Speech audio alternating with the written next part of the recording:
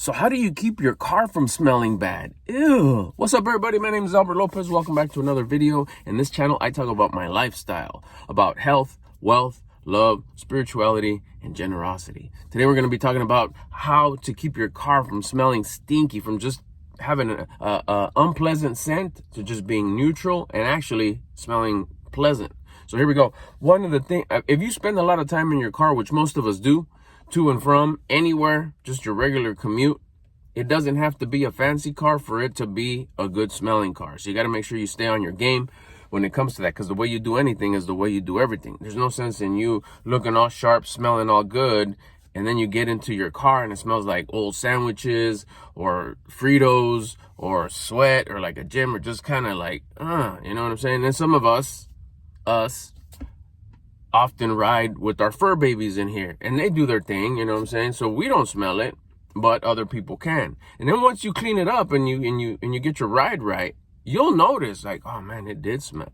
So I'm gonna tell you what I do. It's something that you can, it's practical, it's easy. You just make it a part of your new habits, and it'll just become something that's doesn't really just hit too hard at the beginning, you know. Like, let me get into it. What happens is sometimes you'll buy an air freshener, the ones that you hang in your rearview mirror. I like to hang it over here on the side of my steering wheel, just so it's not in the way. I don't think you're supposed to hang anything from your rearview mirror anyways, so I hang it either from my shift knob or this little button down here that adjusts the dim of my dash. I hang it there. It's off to the side. It still swings around though, so it puts out the scent. The only thing that with those air fresheners is day one, it's like kapow. It's like, whoo, it smells like cherries in here. And then it starts, day two's cool, day three's freaking bomb. But then after that, it's just a thing that's dangling around on your dashboard. It usually comes in a pack of 3. So then you do the other one, and then you do the other one, then you forget. So it doesn't become something that's sustainable, and the scent isn't also sustainable. Now, there's 2 ways to look at things. You could either cover up a bad smell, or you could enhance a neutral, clean smell. So first, what you want is just a neutral, clean, like it doesn't smell like nothing. It's just neutral. Then on top of that, you could enhance it by adding a little bit of Mr. Smell Good. So this is what I do. First of all, to get rid of the poor smells, I keep my car clean. And we talked about that before. I'll make another video again. I'm going to harp on that one. You got to keep your car clean. It should be just one of those things. It's a representation of you. Wipe it down. Always have your dust rag where you hit it on, anytime you park it somewhere. No trash, no food. Every day at the end of the day, it doesn't matter how tired you are. It's just part of your purpose. The version of you that you would respect and admire has a clean car. Live up to that. Especially if you don't feel like doing it, bam. Remember, you always got to do the things that you don't want to do when you don't want to do them, but you know that you should. That builds discipline. And you're going to take that discipline to other parts of your life. So take advantage of that. I don't want to do it. I'm tired. It's cold. It's dark. I'm hungry. I'm sleepy. I got to take a shower. Still got to work out. I want to call so-and-so. I want to play this. I want to do that. Perfect. Then the more you don't want to do it, the more valuable it is to build discipline. Because remember, discipline comes and it also comes with confidence. The more discipline you build, the more confidence that's gifted to you. And who doesn't want to be more confident? So make sure that if you really don't want to do it, that's exactly what you need to do. So at the end of the day, when you're done, just look around. What is there? Should that rag be there? Should that piece of trash be there? Should that wrapper be there? Should that napkin be there? Should that, whatever, little piece of trash be there? It's just, big chunks of trash. You have a leaf that came in on accident, whatever. Grab that. You put it all in a little bag or in your hand. First thing you do is you go walk to the trash can and put it there. If you have, back seat, just look in the back, pop open the trunk real quick. I don't really feel like I'll do it. Perfect. You don't want to do it, but you know that you should. Discipline time. Time to build the discipline. You got to take advantage of these moments. They're just organically there. That's the way we're meant to build discipline. So then you go to the back, in your trunk, whatever, you got a few things there. Clothes that shouldn't be there.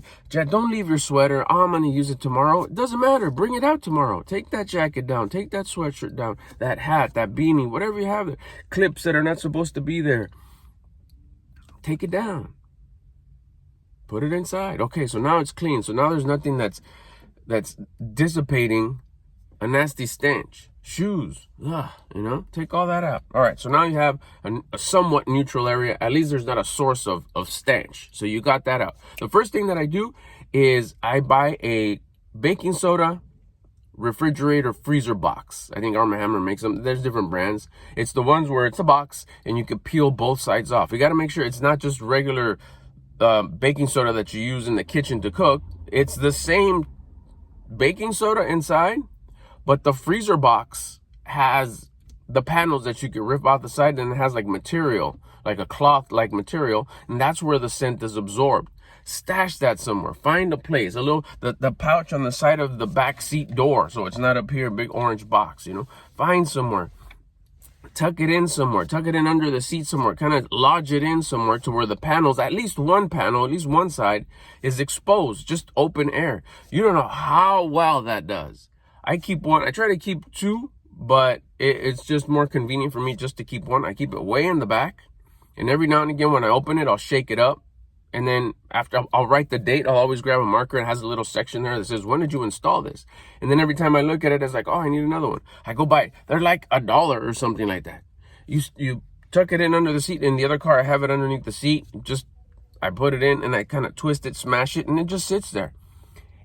And you can tell how much of just the not so pleasant, just regular, just because the car is not brand new no more, it does just absorb all that weird smell that you don't even know what it is. It ain't bad. It ain't like food or clothes or sweat. It's the cabin of the car that's existed for 5, 10, 15, 30 years, whatever. You can't help it. It's just regular scent. That box, that baking soda box, absorbs it just like it does in the fridge. And you'll notice a big difference.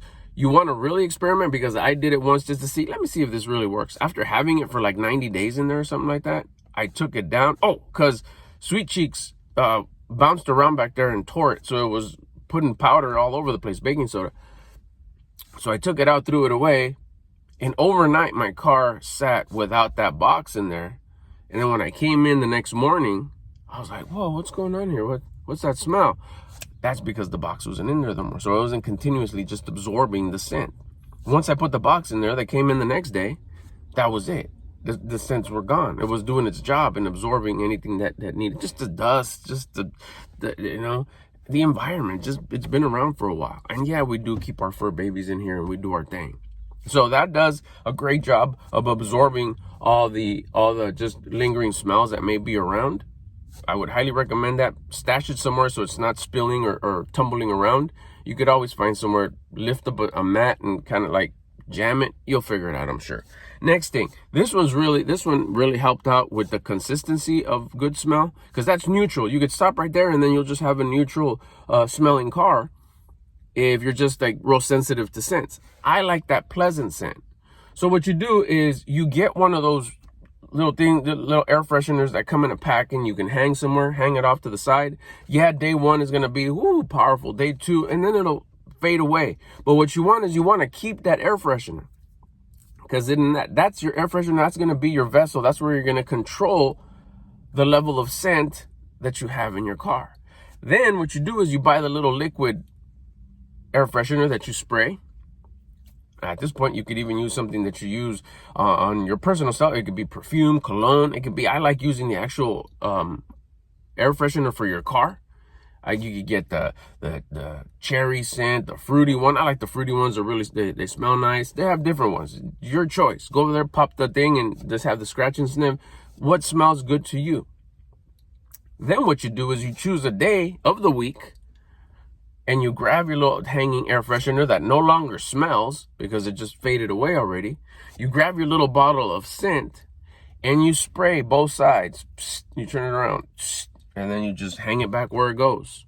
You've just kind of introduced the smell to this material that is made to absorb and hold the air freshener scent. So now the purpose behind that, or the advantage of doing that, is that you have control now on how powerful you want the smell to be. You want to put 2 pumps, you want to put 3 pumps, 4, just 1, just a little baby tap right there. And then what I do is I do it once a week, like every Monday, I'll spray both sides. And then that lasts to the week. Because remember, you're in here all day, so you'll not smell it no more. But I've had people come in like on Friday and like, oh, it smells good in here. It's like, okay, cool, that's a good test. That means it does last about a week. My 2 pumps, 1 pump on one side, 1 pump on the other side. Also, if I know that I'm having a guest coming in the car, I'm giving someone a ride, I'll go ahead and the night before or even earlier, oh, I'm gonna go pick someone up, I'll do like one half pump or just a full pump, and then it just hangs here, just chills, just give it a little pump. I keep the air freshener liquid in the console, so I just take it out, little half pump, just give it a little boost every single time. When I come in the car, wow, it smells so nice in here. It's like perfect. So I have control on how intense I want the smell, when I want it, and then as maintenance, I just do it once a week. So the baking soda powder consistently just keeps everything neutral, but when I want to make it nice and fruity in here, I'm able to do it, like I said, weekly, or a special little pump anytime that, I don't know, I want a guest in here, or it just feels like, hey, you know what, maybe I got some groceries, I bought some chicken or something that just like, wow, it smells like Cajun in here. Give it a little spray. Meanwhile, the baking soda absorbs that scent. This scent's also just kind of smelling good, especially up here where I sit. If you have any questions, leave them in the comments. Thanks for stopping by. Let me know what's your favorite air freshener scent in the comments. And also don't forget to let me know what city, state, and country you're watching this at in the comments. I'll get at you on the next one. I'm out.